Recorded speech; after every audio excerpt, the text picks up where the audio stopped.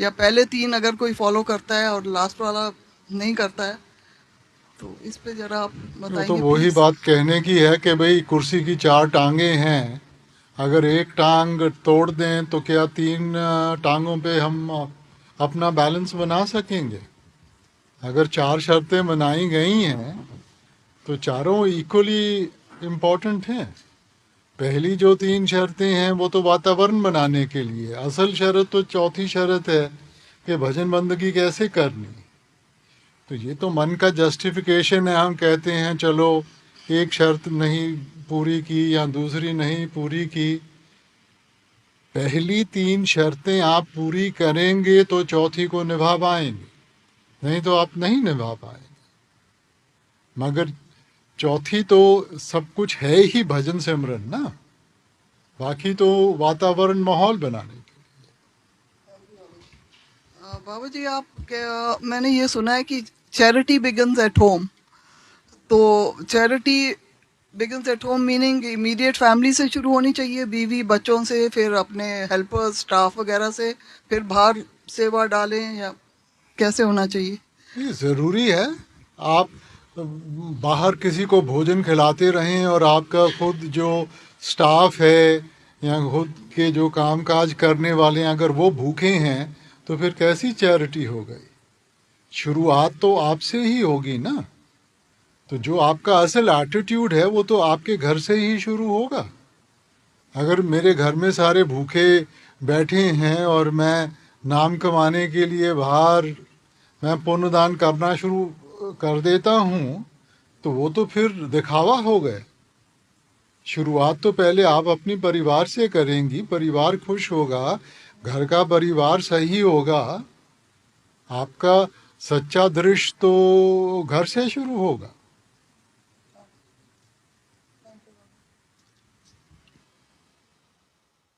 ਬਾਬਾ ਜੀ ਗੁਰਬਾਣੀ ਵਿੱਚ ਆਇਆ ਹੈ, ਸਭ ਕੁਝ ਤੇਰੇ ਵੱਸ, ਅਸਾਂ ਜੋਰ ਨਾਹੀਂ ਕੁਝ ਕਰ ਸਕੀਏ, ਜਿਉਂ ਭਾਵੇ ਤਿਉਂ ਰਾਖ। ਮਿਹਰਬਾਨੀ ਕਰਕੇ ਸਾਨੂੰ ਥੋੜਾ ਜਿਹਾ ਵਿਸਥਾਰ ਵਿੱਚ ਸਮਝਾਓ ਕਿ ਕੀ ਮਤਲਬ ਹੈ। ਇਹ ਮਤਲਬ ਇਹੀ ਹੈ ਕਿ ਹਾਲੇ ਤੱਕ ਅਸੀਂ ਸਮਝਿਆ ਨਹੀਂ ਕਿ ਸਾਰਾ ਕੁਝ ਉਹਦੇ ਵੱਸ ਵਿੱਚ ਹੈ। ਅਸੀਂ ਤਾਂ ਸੋਚਦੇ ਹਾਂ ਸਾਡੇ ਵੱਸ ਵਿੱਚ ਹੈ, ਇਸੇ ਕਰਕੇ ਅਸੀਂ ਆਪਣੇ ਮਨ ਦਾ ਇਸਤੇਮਾਲ ਕਰਦੇ ਹਾਂ। ਜਿਸ ਦਿਨ ਅਸੀਂ ਉਸ ਅਵਸਥਾ ਵਿੱਚ ਪਹੁੰਚ ਗਏ ਕਿ ਸਾਨੂੰ ਅਹਿਸਾਸ ਹੋ ਗਿਆ ਕਿ ਸਾਰਾ ਕੁਝ ਉਹਦੇ ਵੱਸ ਵਿੱਚ ਹੈ ਤਾਂ ਫਿਰ ਉਹਦੇ ਭਾਣੇ ਵਿੱਚ ਰਵਾਂਗੇ, ਉਹਦੇ ਹੁਕਮ ਵਿੱਚ ਰਵਾਂਗੇ, ਉਹ ਜ਼ਿੰਮੇਵਾਰੀ ਚੁੱਕੂਗਾ। ਮਗਰ ਜਿੰਨਾ ਚਿਰ ਅਸੀਂ ਆਪਣੇ ਮਨ ਦਾ ਇਸਤੇਮਾਲ ਕਰਾਂਗੇ, ਦੇਖੋ ਜਦੋਂ ਤੋਂ ਸ੍ਰਿਸ਼ਟੀ ਵਿੱਚ ਆਏ ਹਾਂ ਅਸੀਂ ਆਪਣੀ ਚਾਹਤ ਨੂੰ ਜ਼ਿਆਦਾ ਇੰਪੋਰਟੈਂਟ ਮੰਨਿਆ, ਗਲਤ ਚੀਜ਼ਾਂ ਮੰਗ ਕੇ ਬੈਠ ਗਏ, ਇਸੇ ਕਰਕੇ ਕਰਮਕਾਂਡ ਵਿੱਚ ਫਸੇ ਹੋਏ ਹਾਂ।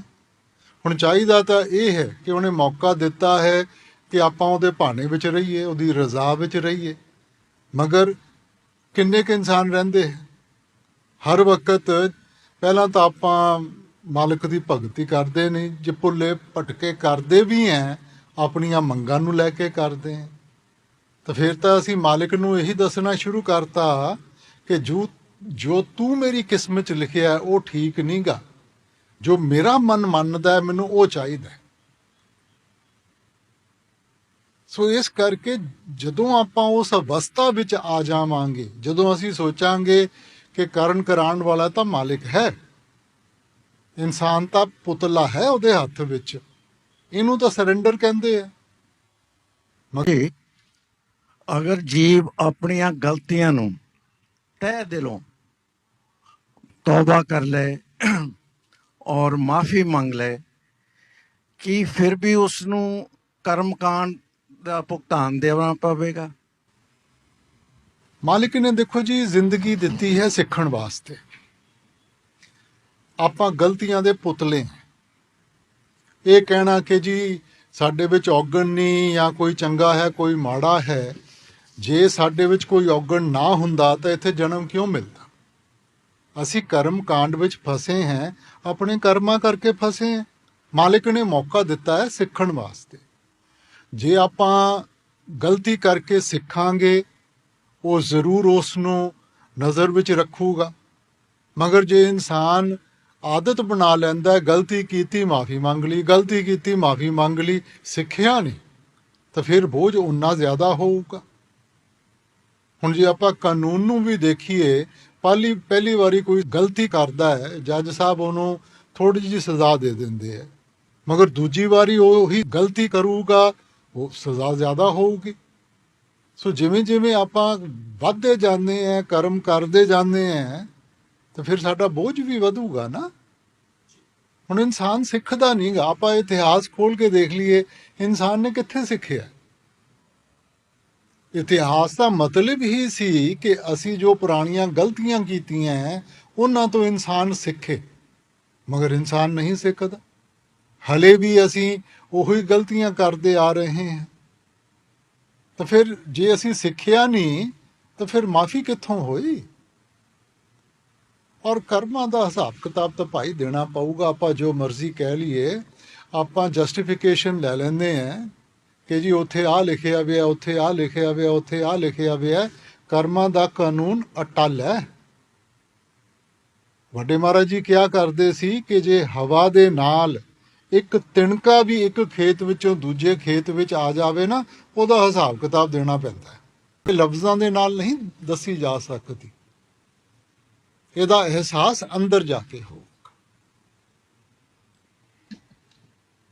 बाबा जी, संत आते हैं, जो उनके मार्क सोल्स होते हैं उनको वापस ले जाने के लिए, तो उनको नाम दे दिया, पर देखा गया है कि कुछ सत्संगी बनने के बाद और बहुत सालों के बाद, 10-20 साल के बाद पाथ छोड़ देते हैं और शराब पीना शुरू कर देते हैं और बिल्कुल ही वापस नहीं आते कभी।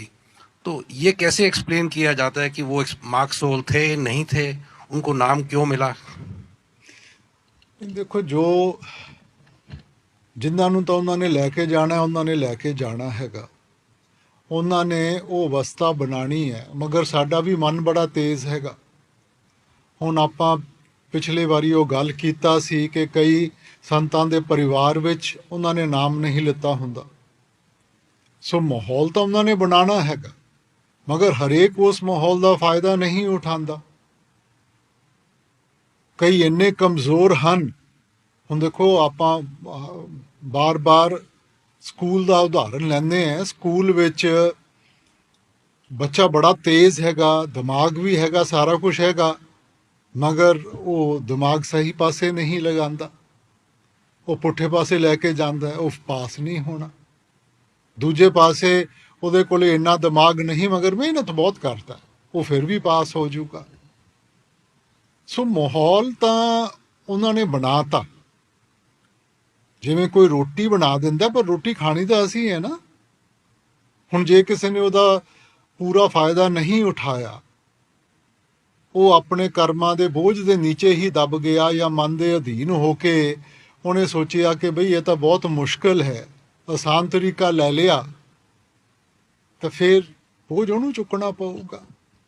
तो बाबा जी, ऐसे आत्माओं को फिर नाम क्यों दिया जाता है? देखो, संतां ने साडे वास्ते करना नहीं गा। ये असी गलत फहमी च है कि असी नाम ले लिया तो सारा कुछ संत या गुरमुख जन साडे वास्ते करनगे। तुसी बच्चे वास्ते माहौल बना सकते हो, उन्होंने तसल्ली दे सकते हो, ਉਹਦਾ विश्वास ਵਧਾ सकते हो, मगर पढ़ाई नहीं ਉਹਦੇ वास्ते कर सकते। पढ़ाई आप करनी है। सो इसे करके आप हुण अपना रस्ता खुद चुनते हैं। कई बारी कमजोरी च असी आसान रस्ता चुन के गलत पासे पै जाते हैं।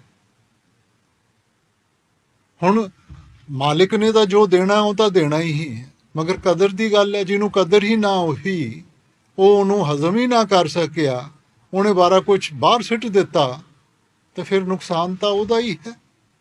उन्होंने जबरदस्ती नहीं करनी किसी दे नाल। तो बाबा जी, ऐसी आत्माओं को अगले जन्म में मौका मिलेगा वापस गलती सुधारने का? मैं तो जवाब इस करके नहीं देना चाहता कि झूठियां तसलियां च ना बह जी। आप ये ठीक है कि जो भी इस जन्म विच असी माहौल चंगा बनाया, माड़ा बनाया, ਉਹਦਾ फायदा नुकसान सानू अगले जन्म विच मिलूगा। ਮਗਰ ਇਸ ਤਸੱਲੀ ਵਿੱਚ ਨਾ ਆਪਾਂ ਬੈਠੇ ਰਹੀਏ ਕਿ ਜੀ ਚਲੋ ਕੋਈ ਨਾ, ਇਸ ਜਨਮ 'ਚ ਨਹੀਂ, ਮੈਂ ਅਗਲੇ ਜਨਮ 'ਚ ਕਰ ਲੂੰਗਾ। ਹੁਣ ਸਾਨੂੰ ਕੀ ਪਤਾ ਕਿਹੜੇ ਜਨਮ ਵਿੱਚੋਂ ਆਪਾਂ ਗੁਜ਼ਰ ਰਹੇ ਹਾਂ। ਹੁਣ ਜੇ ਇਸ ਜਨਮ ਵਿੱਚ ਆਪਾਂ ਉਸ ਚੀਜ਼ ਦਾ ਫਾਇਦਾ ਨਹੀਂ ਉਠਾ ਸਕੇ, ਸਾਨੂੰ ਉਸ ਚੀਜ਼ ਦੀ ਕਦਰ ਨਹੀਂ ਹੋਈ, ਤਾਂ ਇਹ ਕਿੱਥੇ ਲਿਖਿਆ ਕਿ ਅਗਲੇ ਜਨਮ 'ਚ ਸਾਨੂੰ ਜ਼ਿਆਦਾ ਕਦਰ ਪੈ ਜਾਊਗੀ। बाबा जी, एक और छोटा सा सवाल, मर्दों के बनिस्बत औरतों की जिंदगी इतनी ज्यादा कठिन क्यों होती है?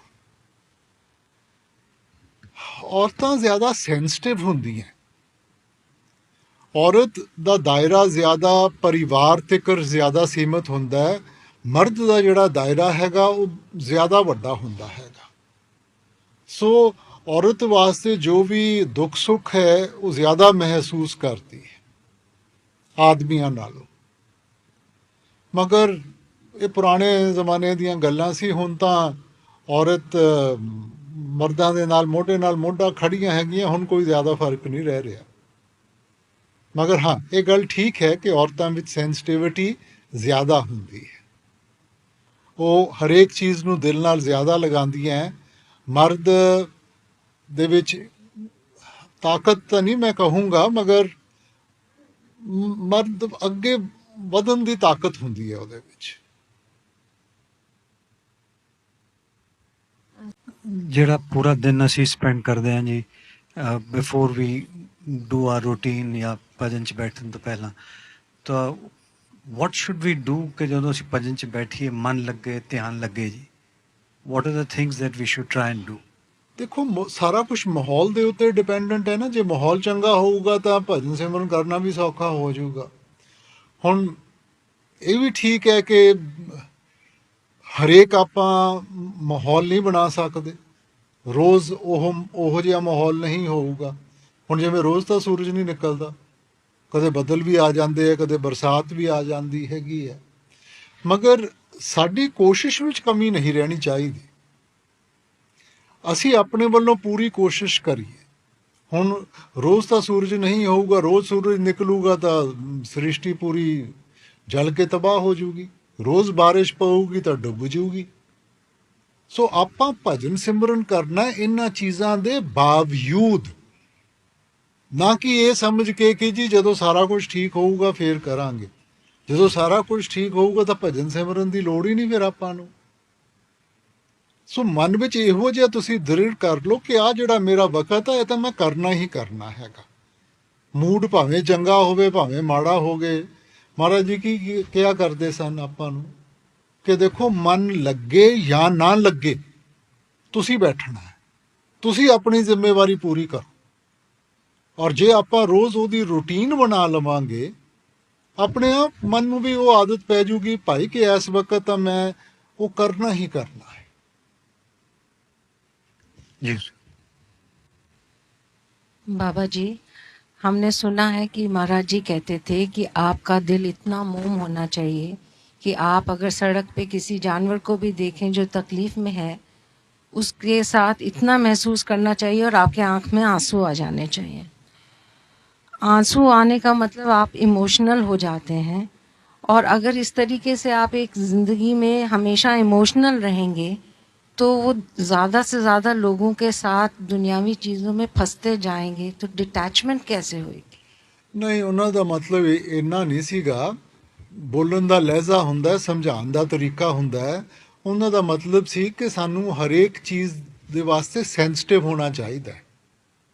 ਜੋ ਵੀ ਸਾਡੇ ਆਸ-ਪਾਸ ਹੋਊਗਾ, ਜੇ ਤੁਸੀਂ ਸੈਂਸਿਟਿਵ ਹੋਵੋਗੇ ਤਾਂ ਹੀ ਤੁਸੀਂ ਉਹਨੂੰ ਚੰਗਾ ਔਰ ਬੁਰਾ ਕਰ ਪਾਓਗੇ। ਮਗਰ ਜੇ ਸਾਡਾ ਦਿਲ ਹੀ ਇੰਨਾ ਕੀ ਕਹਿੰਦੇ ਆ ਸਟਰੋਂਗ ਹੋ ਗਿਆ ਕਿ ਸਾਨੂੰ ਕਿਸੇ ਚੀਜ਼ ਦਾ ਫਰਕ ਹੀ ਨਹੀਂ ਪੈਂਦਾ, ਤਾਂ ਫਿਰ ਕਿਵੇਂ ਇਨਸਾਨ ਦੀ ਮਦਦ ਕਰੂਗਾ? ਸੋ ਸੈਂਸਿਟਿਵ ਹੋ। ਇਮੋਸ਼ਨ ਦਾ ਮਤਲਬ ਹੈ ਕਿ ਖਿਆਲ ਨੂੰ ਫੈਲਾਣਾ। ਆਪਾਂ ਦੇਖੋ, ਇਮੋਸ਼ਨ ਨੂੰ ਚੈਨਲਾਈਜ਼ ਕਰਾਂਗੇ ਉਹ ਡਿਵੋਸ਼ਨ ਬਣ ਜਾਊਗਾ। ਇਮੋਸ਼ਨ ਨੂੰ ਚੈਨਲਾਈਜ਼ ਨਹੀਂ ਕਰਾਂਗੇ ਉਹ ਦੁਨੀਆ ਵਿੱਚ ਫੈਲ ਕੇ ਸਾਡਾ ਧਿਆਨ ਬਿਖਰ ਜਾਊਗਾ। ਸੋ ਆਪਾਂ ਇਮੋਸ਼ਨ ਨੂੰ ਚੈਨਲਾਈਜ਼ ਕਰਨਾ ਔਰ ਸਹੀ ਚੀਜ਼ ਨਾਲ ਚੈਨਲਾਈਜ਼ ਕਰਨਾ। ਇਮੋਸ਼ਨ ਜ਼ਰੂਰੀ ਹੈ, ਮਗਰ ਉਹਨੂੰ ਕਿਵੇਂ ਚੈਨਲਾਈਜ਼ ਕਰਨਾ? ਹੁਣ ਜੇ ਅਸੀਂ ਸਾਡੇ ਅੰਦਰ ਉਹ ਸੈਂਸਿਟਿਵਿਟੀ ਹੈਗੀ ਹੈ, ਅਸੀਂ ਦੇਖੀਏ ਕਿ ਆਪਾਂ ਕੀ ਕਰ ਸਕਦੇ ਹਾਂ, ਉਹਦੀ ਕਿਵੇਂ ਮਦਦ ਕਰ ਸਕਦੇ ਹਾਂ, ਬਜਾਏ ਇਹਦੇ ਕਿ ਉੱਥੇ ਬਹਿ ਕੇ ਰੋਣਾ ਸ਼ੁਰੂ ਕਰ ਦਈਏ। ਹੁਣ ਜਦੋਂ ਆਪਾਂ ਡਾਕਟਰ ਕੋਲੇ ਜਾਂਦੇ ਹਾਂ, ਜੇ ਡਾਕਟਰ ਹਰੇਕ ਮਰੀਜ਼ ਨੂੰ ਦੇਖ ਕੇ ਉਹਦਾ ਦੁੱਖ ਦਰਦ ਦੇ ਨਾਲ ਇੰਨਾ ਸੈਂਸਿਟਿਵ ਹੋ ਜੇ ਤਾਂ ਫਿਰ ਉਹ ਤਾਂ ਉਹਦਾ ਇਲਾਜ ਨਹੀਂ ਕਰ ਸਕਦਾ। ਉਹਨੂੰ ਸੈਂਸਿਟਿਵਿਟੀ ਵੀ ਚਾਹੀਦੀ ਹੈ, ਤਾਂ ਹੀ ਉਹਨੂੰ ਸੁਣੂਗਾ ਚੰਗੀ ਤਰੀਕੇ ਦੇ ਨਾਲ।